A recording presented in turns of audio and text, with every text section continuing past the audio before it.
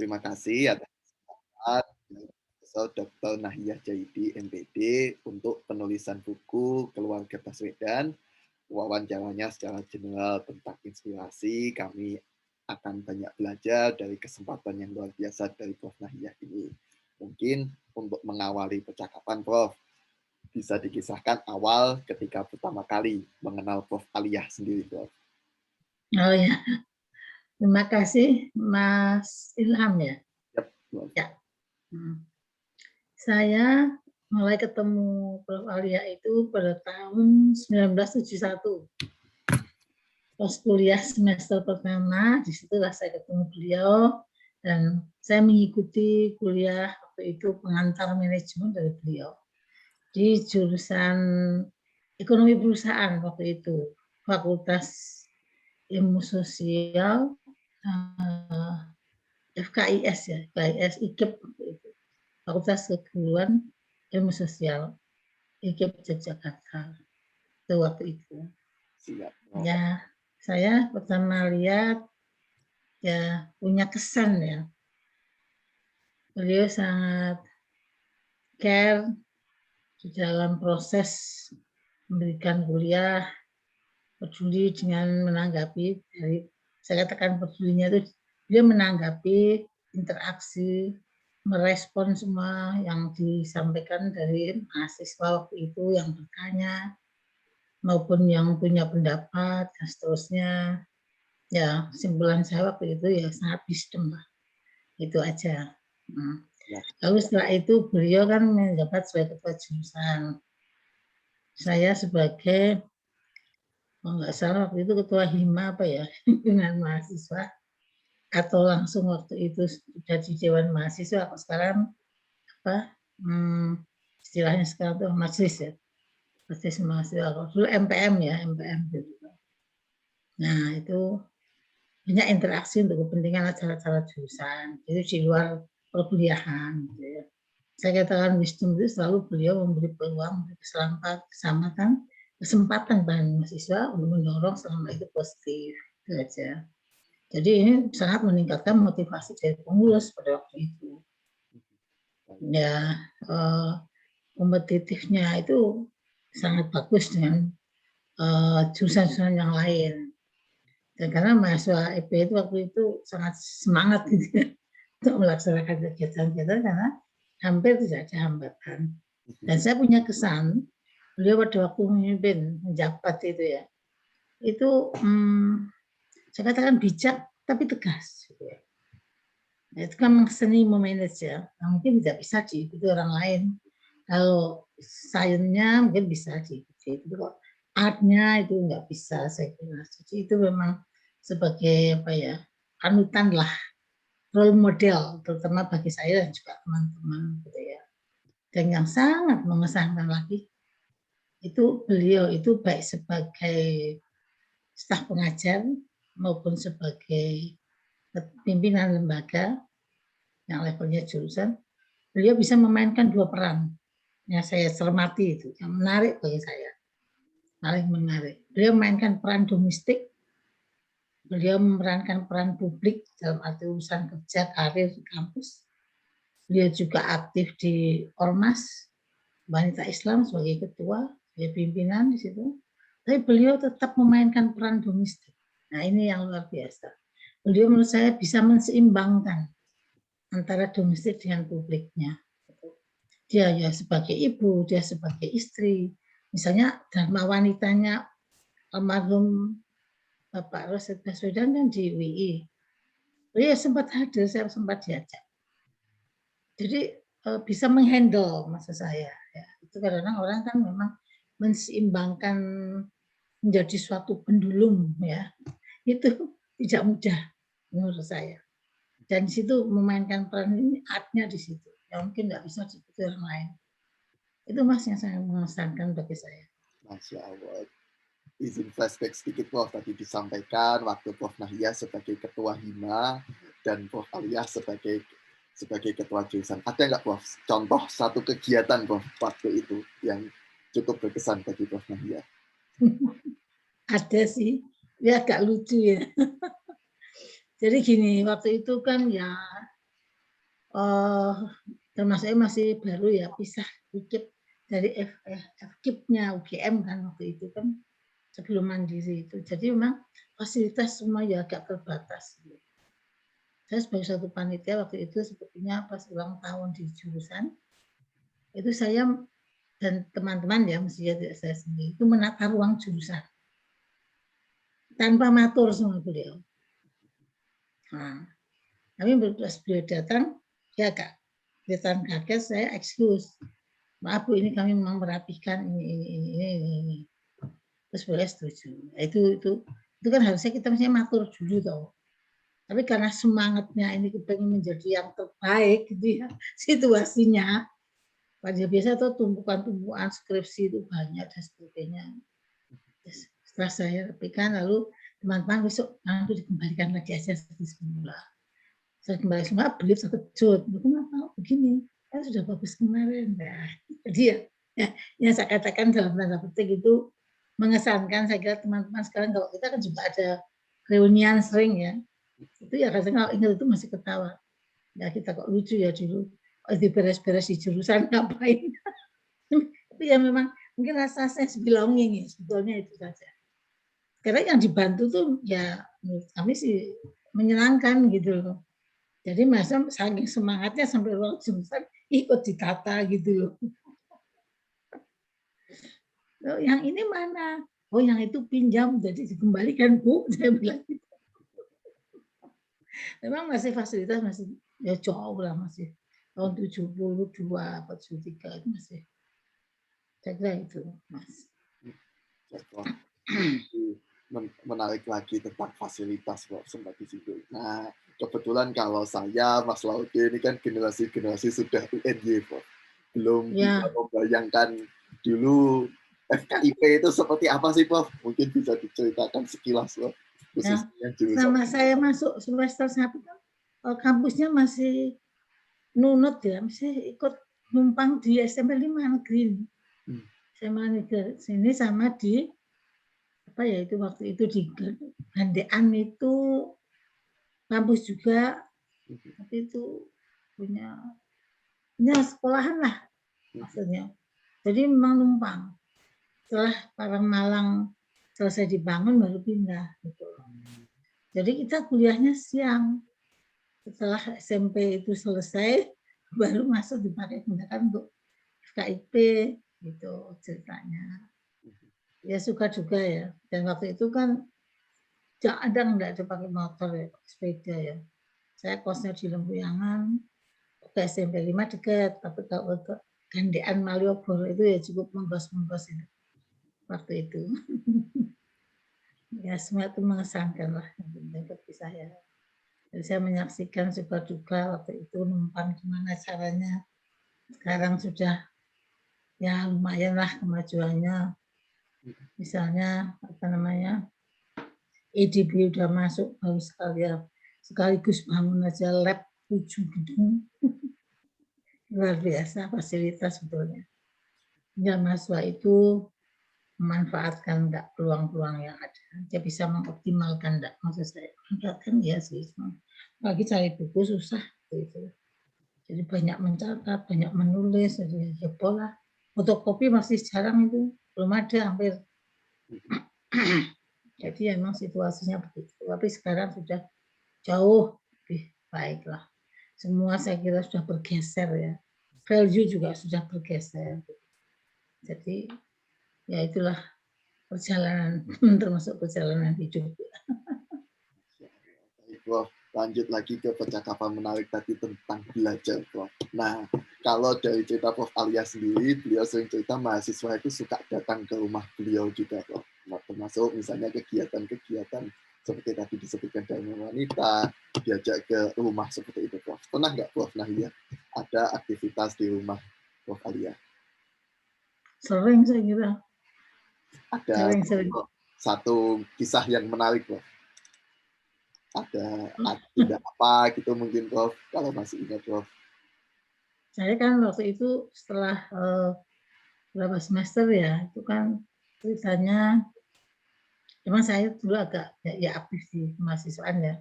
mulai dari HIMA sampai ke majelis mahasiswa MPM itu Majelis Permusyawaratan Mahasiswa, saya pengurus di sana, saya juga pengurus harian di Dewan Mahasiswa waktu itu. Karena saya merasa waktu saya lengang di sana, kalau hanya kuliah saya waktu itu. Terus saya banyak berkonsultasi dengan beliau dan kelihatannya beliau mendukung aja sih. Lalu dari situ setelah selesai teori itu ada di sana tuh ada sistem kaderisasi. Kaderisasinya itu mengangkat mahasiswa untuk asisten dosen, tapi tidak terikat gitu. Nah itu saya konsultasi sama beliau. Karena ketua jurusannya waktu Ciptadi, kalau salah, Dr. Ciptadi. Saya minta, kok dulu hubungan dosen mahasiswa itu deket sih. Panggil saya tuh Nok, misalnya Nok sini Nok. Wah saya nggak mau Pak, karena saya orang desa, saya mau pulang. Saya nggak mau nanti saya terikat di sini waktu itu gitu. Terus saya konsultasi sama beliau, saya ke rumah, gimana ya Bu, gini-gini, enggak apa-apa pengalaman, kata beliau selalu mendukung. Terus beliau bilang juga, saya bilang kan saya kan punya obsesi, saya akan balik kampung, saya akan menjadi guru saja, guru swasta, saya nggak kepengen guru negeri waktu itu karena takut terikat dan bisa bantu orang tua juga karena ya orang tua bakul kan, jadinya ya mau cawe-cawe lah gitu. Jadi ya karena banyak peluang saya yang hilang karena saya pindah ke Jogja waktu itu untuk menuntut ilmu itu. Nah, di situ beliau menyarankan tidak apa-apa pengalaman, kalau tidak terikat. Nanti jadi kalau kamu pulang mengajar di sana, kok sudah punya experience gitu. Nah, itulah saya juga merasa terpacu, kalau saya asisten termasuk mengasisteni beliau. Gitu. Berarti awal menjadi dosen ini juga dekat dengan dari Prof. Alia, kira-kira seperti itu ya Prof. Alia. Iya. Jadi saya nggak pernah mimpi jadi dosen waktu itu. Oh, bisa mengajar aja sudah senang gitu. Karena ya memang mungkin pengaruh ya, iklim keluarga kami kan jauh beda dengan keluarga Bu Alia pada masanya itu. Karena sempat Bu Alia setelah saya lulus, ya kebetulan bimbingan skripsi saya Bu Alia juga. Terus setelah ujian skripsi saya sudah mau pulang, saya pamit. Karena waktu itu kan sistemnya ada BA dan dokter Andes kan. Ada bakal lihat, jadi untuk saya sarjana muda, saya bilang tuh saya mungkin mau sampai sarjana muda aja, saya mau pulang dan untuk tidak melanjutkan. Terus boleh kenapa? Nah itu di situ tuh sangat mengesankan sehingga saya merasa bahwa dia tuh ikut mengukir apa ya hidup saya. Terus saya bilang saya mau pulang karena ibu saya terutama nggak setuju saya melanjutkan gitu. Suruh pulang. Nah, ya sayang karena di sini kan waktu itu peraturannya untuk yang kedokteral itu ada IP sekian gitu loh. Nah, seangkatan saya itu tidak semua bisa masuk ke kedokteral. Saya kebetulan termasuk yang bisa melanjutkan. Kok malah kan tidak melanjutkan. Sampai Bu Alia bikin surat untuk orang tua saya. Ini yang sangat mengharukan ya bagi saya. Tanpa pertolongan seperti itu saya nggak seperti sekarang ini. Saya nggak mungkin bisa Pak. Maaf ya. Oh, Prof. Malah saya yang merepotkan Prof. Jadi Enggak. Disitulah apa namanya awal saya untuk berkarir yang betul-betul serius ya. Karena dulu saya itu kuliah itu kok sudah ujian pulang, nggak pernah saya tuh nunggu pengumuman. Karena saya nggak ada dukungan dalam keluarga. Jadi saya memang semangat sendiri ingin sekolah ini sudah setengah mati izinnya waktu itu. Dengan perjuangan tidak mudah gitu saya. Sampai waktu itu saya dilepas sendiri untuk ke Jogja, padahal saya belum tahu Jogja. Hanya punya alamat teman saya yang sudah di Jogja, itu aja. Jadi memang motif intrinsik saya kuat sekali waktu itu. Tambahan ketemu beliau, Bu Alia kan, saya jadi sepertinya terpacu juga gitu ya. Karena memang semangat saya kepingin gitu. Saya kepingin, saya mungkin karena situasi di rumah saya itu apa ya, suasana bukan pegawai, rumahnya itu, jadi yang namanya manajemen waktu itu nggak terstruktur, Mas. Kalau orang bisnis itu jam 10 malam pun bisa terjadi deal itu. Jadi tidak ada istilah tidur siang, nggak ada. Nah itu mungkin memicu saya juga. Dan kenapa saya waktu itu memilih IKIP, saya juga nggak ngerti kok ada Bu Alia di situ. Saya pilih IKIP karena emang milieu ya dalam ajaran Islam betul-betul terjadi yang saya alami ya. tetangga saya itu keluarga guru. Jadi bapak ibunya itu guru, orang dari Ambon, terus anaknya guru di SMA Negeri Pekalongan, saya dari Pekalongan. Terus saya lihat terstruktur sekali hidupnya. Itu membuat menginspirasi saya. Kalau kok tempat saya jam berapa aja masih heboh, masih rame. Sangat terstruktur. Saya tiap jam anaknya bisa pulang dari bapaknya sudah pensiun, ibunya pensiun. Saya mencermati anak kedua ya, kalau tidak salah itu mengajar di SMA Negeri, dia sebagai guru bahasa Inggris. Jam 1 selesai pulang, sudah dia tidur, sore dia sudah siap-siap, ya bisa terstruktur lah maksud saya waktunya. Bisa minum teh dengan rapi, malam sudah bisa. Semua waktu terstruktur beda dengan situasi keluarga saya yang tidak terstruktur. Kesimpulannya itu. Ya, itu yang memotivasi saya juga. Saya waktu masuk SMA Negeri aja orang tua saya nggak mengizinkan, jadi saya harus selalu swasta. Dari TK, SD, SMP, SMA itu semua Muhammadiyah, nggak bisa negeri. Karena di Muhammadiyah itu punya aturan main pakai kain, Mas. Jadi dan memang betul di situ keseimbangan agamanya Muhammadiyah di daerah saya itu kuat sekali. Jadi sampai saya punya ijazah 2, ijazah Muhammadiyah sendiri, ijazah Inggris sendiri. Nah, di situ ada tafsir, ada hadis, ada semua. Itu pada umum SMA Muhammadiyah.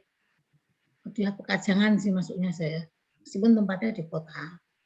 Nah, itu yang mengilhami saya, termasuk tetangga saya, memperkuat saya di sekolah, memilih IKIP. Situlah ketemu Bu Alia, alhamdulillah banyak hikmah dan barokah untuk saya, dan akhirnya orang tua saya mengizinkan saya untuk lanjutkan sampai saya selesai. Janjinya memang tidak akan mengajar di Jogja, tetap selesai saja pulang. Nah itu akhirnya saya ajak ke eyangnya Mas Anies, bapak ibu saya. Di situ ngobrol macam-macam. Ya seperti terutama bapak saya ya, kalau ibu kan banyak feelingnya ya. Oh enggak, sudah lama aku pisah karena aku anak perempuan satu-satunya. Dan bapak saya ngobrol dengan almarhum Bapak R. Baswedan, saya beliau betul-betul memberi wawasan, terutama untuk saya dan untuk orang tua saya. Terus katanya almarhum, soal mengabdikan ilmu itu di mana saja. Tidak harus pulang di sini, di mana saja. Kalau perlu ke negara Cina juga nggak masalah gitu. Terus bapak saya itu sangat menerima secara rasional. Karena waktu itu memang saya akan diajukan untuk proses gitu. Tapi saya juga waktu itu nggak berani dulu lah. Tapi saya tuh nggak sempat hobi jasa sepatu nggak. Jadi langsung jadi pegawai. Itu masalahnya. Nah itulah dengan pintu-pintu yang seperti itu menurut saya, celah-celah itu yang memberikan saya perjalanan saya itu juga setelah dapat surat dari boleh melanjutkan. Setelah melanjutkan saya silaturahmi ke sana karena bapak saya kepingin ke sana, kebetulan ada waktu. Bahkan waktu itu wakil rektornya di IKIP waktu itu saya satu jurusan sama Bapak Alia, dan beliau wali saya, penasihat akademik. Beliau mengatakan, oh jadi terusin mengajar di sini aja, nggak usah pulang. Beliau orang Kudus, almarhum juga sekarang. Saya bilang, enggak, saya mau pulang kok. Loh, enggak iso. Terus pokoknya nanti kalau wisuda kamu syaratnya harus menghadirkan orang tua kamu. Paslah, saya berusaha menghadirkan karena waktu saya sedang muda orang tua saya bisa datang, jadi ibu kos saya yang ngantar saya ikut wisuda. Terus akhirnya Bapak Wakil Rektor itu menemui bapak saya di tengah-tengah selesai wisuda itu dengan ibu saya yang minta supaya saya mendaftar sebagai staf pengajar. Itu masih belum mempan. Setelah saya silaturahmi ke Pak almarhum Bapak Beda, ya itu lain kan, sama-sama beliau mengeluarkan ayat macam-macam kan, jadi menguatkan orang tua saya untuk mengikhlaskan saya di sini. Itulah mas perjalanannya. Dan dorongan Bu Alia memang betul-betul melukis, membuat grafik saya itu penuh. Gitu. Saya kira itu.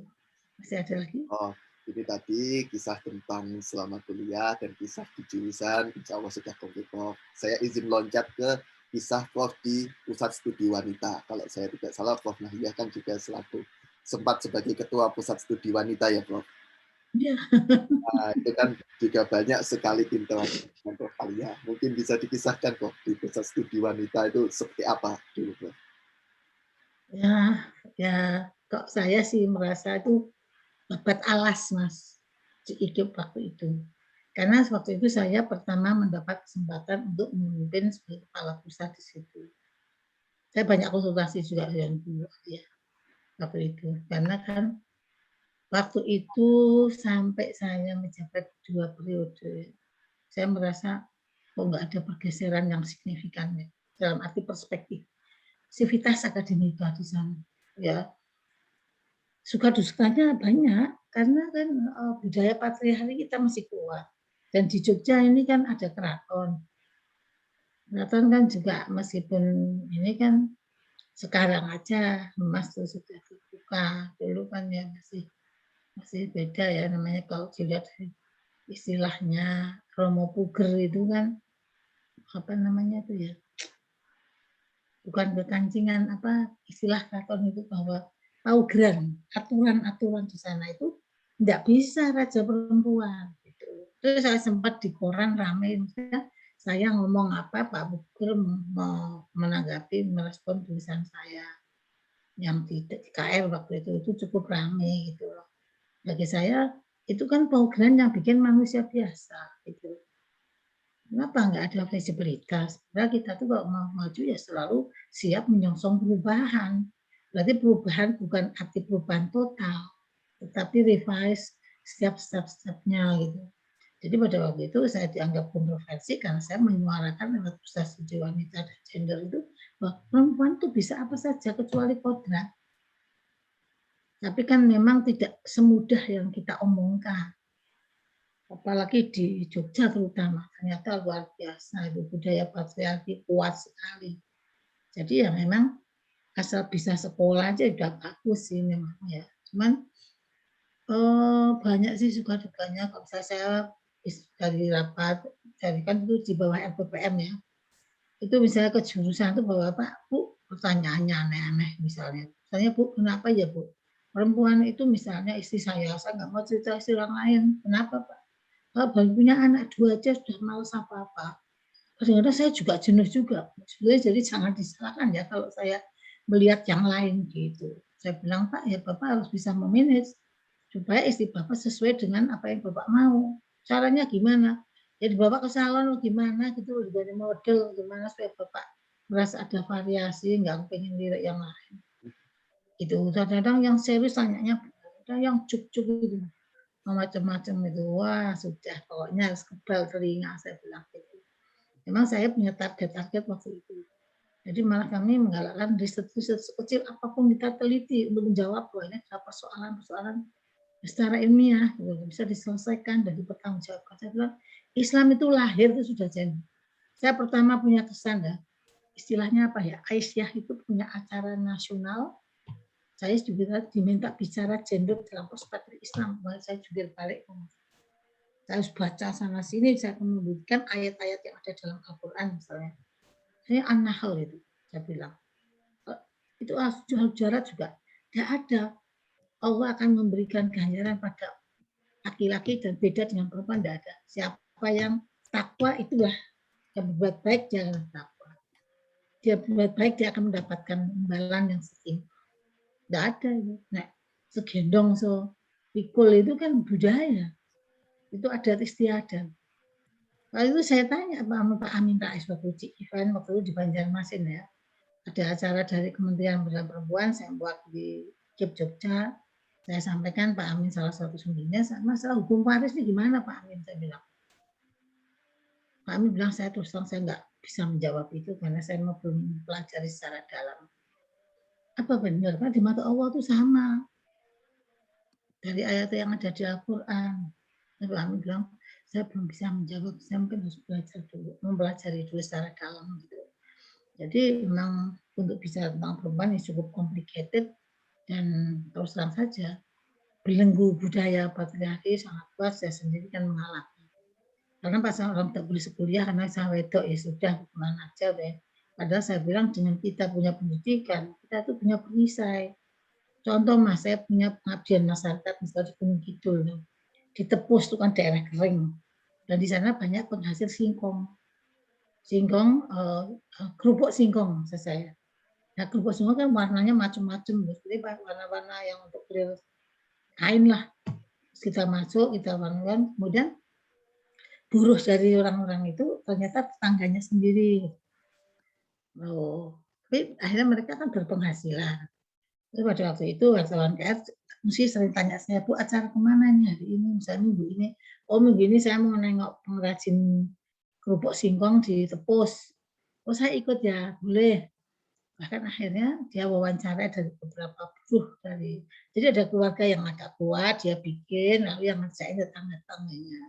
Karena mereka itu beban kerjanya cukup tinggi, perempuan-perempuan di sana. Terus ditanya sama wartawan, kamu sekarang dapat penghasilan upah sehari berapa? Sekian. Terus gimana kalau sebelumnya? Oh sebelumnya itu saya nggak pernah direken sama suami saya. Tapi sekarang saya merasa dihargai oleh suami saya. Sama wartawan ditulis jadi heading. Sekarang dihargai oleh suami kalau dia punya penghasilan. Jadi emang akhirnya perempuan itu selalu saya teriakkan dari hasil-hasil riset yang kami lakukan, meskipun kecil maupun besar, menengah, bahwa perempuan harus punya perisai, perempuan punya hak dan kewajiban, ya harus menseimbangkan. Karena di Indonesia, saya bilang, kita itu tidak liberal. Di Indonesia itu kebijakan dari pemerintah, sampai ada Kementerian Pemberdayaan Perempuan, karena saya juga sering diajak rapat di sana, perempuan di Indonesia emansipasi sudah lewat sudah, tinggal sosialisasi. Ya, disinilah ada catatan kodrat bedanya dengan negara lain. Indonesia harus punya apa namanya karakteristik yang berbeda.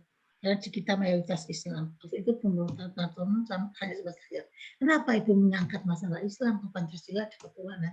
Iya Bu, kalau di Islam itu jelas kalau ketuhanan itu bisa multi tafsir. Tetapi dalam Al-Quran itu sudah jelas itu kan pijakan kita. Kita kan di situ Quran dan hadis. Di hadis juga ada. Saya jelasin sama Bumur waktu itu. Terus akhirnya Bumur setuju. Jadi canangkan sekalian untuk bahwa partisipasi perempuan maupun gender di Indonesia, terutama gender yang berhak, itu kesamaan hak dan kewajiban itu dengan catatan. Tidak ada seperti negara lain. Justru di negara-negara superpower sampai sekarang masih emansipasi. Mereka masih menuntut dan macam-macam. Dia single parent, dia macam-macam, hidup sendiri, sebagainya. Itu kan tidak sesuai dengan kaidah agama Islam. Saya bilang itu. Dan akhirnya saya juga pernah meneliti Mas di beberapa. Jadi yang menarik yang itu memang saya ngajak dengan teman-teman ya, mana celah-celah yang perlu kita jawab buat riset untuk memperkaya kita di dalam membawa ini gerbong PSB ini. Beban kerja perempuan itu berat sekali. Lebih berapa jam kita hitung itu per menit itu. Itu perempuan buta huruf di Jogja, di Melipar saya neliti. Jogja itu ironis, baik kita pendidikan, kita pelajar, tetapi jumlah perempuan masih ratusan ribu. Sekarang nggak tahu saya. Waktu itu masih 400 ribu. Coba kita cek sekarang. Wanita buta huruf, terutama aspirasi pendidikan bagi perempuan buta huruf terhadap anaknya. Ternyata luar biasa di Jogja. Meskipun dia buta huruf, dia punya cita-cita. Kalau anak, meskipun masih diskriminatif, maksud saya. Nah, anak laki-laki kerja terus mahasiswa, karena dia nggak bisa bahasa Indonesia. Tapi kalau anak perempuan, lulus semuanya sudah, kalau ada jodoh dinikahkan, kalau enggak jadi korpri. Itu realisasi yang ada di lapangan. Jadi memang burden dari perempuan itu cukup berat kalau dia memainkan fungsi domestik yang waktu itu ada per jamnya kok. Jadi kalau laki-laki kalah sedikit jamnya, meskipun dia mainkan peran publik, dibandingkan perempuan jamnya sangat besar sekali. Itu kan 28 jam. Itu hampir 20 jam kok, tidak 21. Karena kalau yang di Melipar yang buta huruf itu, dia tidur itu sambil mengeloni anaknya. Enggak sempat khusus tidur, enggak. Jam 3 sudah bangun, sudah masak macam-macam. Suaminya kan buruh tani. Buruh tani, dia siapkan makan, masak itu 2 kali. Saya bilang, waduh, ya, pakai kayu bakar yang ambil di hutan dan sebagainya. Jadi kita hitung semua itu aktivitas saya itu lebih dari 20 jam. Luar biasa. Nah itu yang mengesankan di PSB kita bisa menggali dengan dana yang kadang-kadang harus mencari sendiri. Di UNJ pertama saya menjabat itu nggak ada dana, 0%. Jadi pandai-pandai kita lobby dan melakukan kerjasama bermitra dengan baik itu dengan Pemda, baik dengan NGO dan dengan yang lain-lain pihak-pihak lain. Bagi saya itu malah tidak jadi beban bagi saya kalau sebagai uang IKIP, saya malah cari sendiri. Jadi itu lebih enak gitu. Itu pertimbangan saya gitu. Dan tim saya kalau mau ikut PSW nanya, Bu ini nanti penelitian ya, saya jadi anggota tim. Iya. Dananya berapa? Ini tanya dananya, saya ikut aja. Karena kita tuh dananya belum tahu dari mana, besarnya berapa, nggak tahu. Kita kerja dulu, by doing memang. Moto saya by doing, Mas. Jadi saya memang tertarik lah ke grassroots itu, terutama sejak tahun 1998. 99 saya selesai dari DPR itu. Saya pikir wajib perempuan miskin ini kapiran dan tidak ada yang ngurus. Saya masuk ke grassroots melalui PSW itu. Saya kira itu, Mas. Juga ingat. Jadi saya selalu juga Bu Alia itu panutan saya, konsultan saya. Bu ada gini gimana Bu Alia? Oh nggak apa-apa, gini. Saya selalu konsultasi dengan beliau. Saya merasa pengalaman itu kalah. Yang muda itu bagaimanapun kasarannya loncatan apa ijazah, tetapi kalah dengan experience. Yang ada di benak saya itu. Kami juga ingat foto-foto. Beliau humble kan, jadi kita nggak sungkan. Masih ada di kantor PWI sebagai salah satu kantor Persatuan Wartawan Indonesia, Prof. Sebagai tokoh wanita. Kalau tidak salah, Prof, di tahun 90 ya. Itu ya, Prof, kalau tidak salah. 96.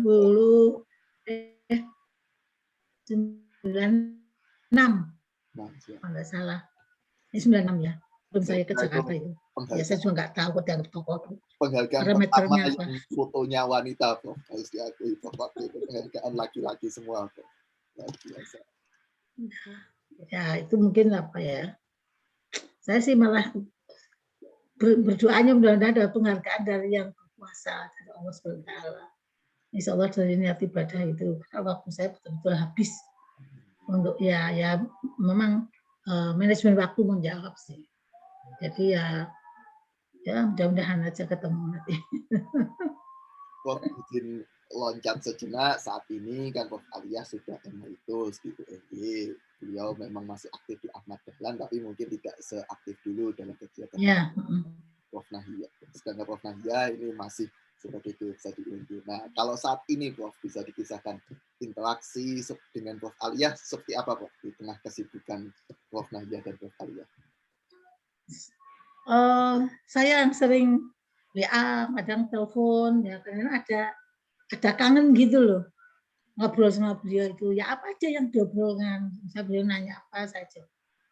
Atau saya yang kadang ada informasi apa, saya ngobrol dengan beliau, misalnya apakah itu masalah keluarga di saya misalnya, atau masalah yang lain-lain tentang situasi kampus gitu masih.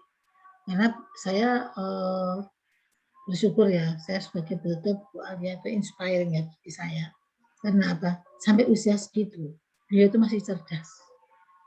Masih bisa diajak bicara, diskusi, bisa untuk konsultasi, ya. Jadi bisa nyambung gitu maksud saya. Ya, itu kan luar biasa, Mas. Saya kan ya mungkin boleh punya tips ya kan ya. Atau si Imam juga beliau bisa menghandle semua sehingga tidak kan banyak umur 70 aja sudah lupa ada macam-macam kondisi kesehatan yang bagus, yang fit begitu. Masya Allah lah, saya hanya bisa mengatakan Masya Allah luar biasa. Mudah-mudahan selalu beliau masih eksis dan secara psikologis kan kita juga tenang. Beliau masih eksis ya. Harapan kami supaya suatu saat event-event tertentu kita masih bisa ketemu, masih bisa dialog, masih bisa berbincang gitu ya. Banyak gitu ya, sehat selalu. Nah, jelas kondisi beliau yang menurut saya sangat prima ini luar biasa. Mudah-mudahan imbasnya untuk yang lain, insya Allah terus ya. Udah. Percakapan tentang harapan ini sekaligus menjadi akhir Prof dari Zoom meeting pada kali ini. Tadi mau saya tanyakan, tapi alhamdulillah Prof Nahia sudah langsung menyampaikan harapan ya Prof. Baik Prof, terima kasih matur sembah nuwun atas kesempatannya mengganggu di akhir pekan. Sama-sama. Enggak lah, kalau mengganggu sih enggak. Apalagi enggak jadi ketemu di Jogja, Prof. Kapan-kapan ketemu. Kalau ke Jogja. Semoga Prof Nahia sehat terus, lancar aktivitas dan segenap Bapak Ibu pimpinan Sivitas di FE juga sehat semua, Prof. Siap, Prof. Saya izin akhiri Zoom meeting sekaligus rekaman pada malam hari ini ya, Prof. Ya, terima kasih Mas, sama-sama. Prof, Mohon maaf assalamualaikum. jika ada kekurangan, keterbatasan saya di dalam menyampaikan, karena dulu saya ikhlas untuk menginformasikan. Mudah-mudahan ada manfaatnya ya. Amin, Terima amin. kasih. Nostalgia yang luar biasa ini, Prof. Assalamualaikum, Prof. Waalaikumsalam warahmatullahi wabarakatuh.